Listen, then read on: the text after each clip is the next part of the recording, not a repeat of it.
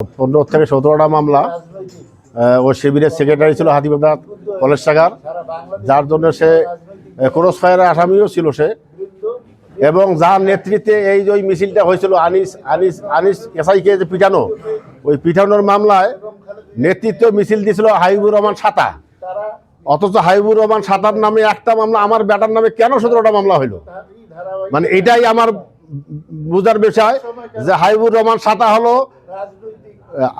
সাবেক আওয়ামী লীগ নেতা লিয়াকত হোসেন বাচ্চুর ভাতিজা এবং দুলু চেয়ারম্যানের ভাতিজা, যার কারণে তার নামে মামলা একটা, আমার বেটার নামে হলো 17টা মামলা।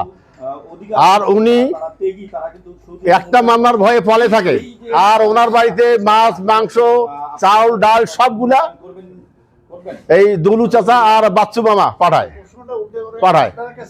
আর তার নামে একটাই মামলা, শুধু সে বাইরে ছিল, এখন সে আসিয়া না আবার স্থান দখল করিয়া মানে ভোট মহড়ায় ঘুরতেছে রাজুর সাথে। কিন্তু ত্যাগী নেতা, তাদের কোনো মূল্যায়ন নাই, তাদের দেখাশোনা নাই।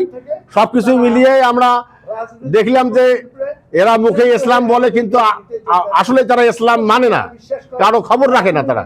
এই জন্যই আমি রাজীব প্রধান স্যার এখানকার নমিনি, আর উনি অত্যন্ত ভালো মানুষ। আজ থেকে আমার 15 বছর আগে একটা মামলায় সহযোগিতা করেছেন, এবং আমার ছেলের মামলার ব্যাপারে উনি সহযোগিতা করেছেন ঢাকায় থেকে, এবং আমার ছেলেকেও উনি চেনেন। আমার ছেলের শ্বশুরবাড়ি পাটগ্রাম। হ্যাঁ, আমি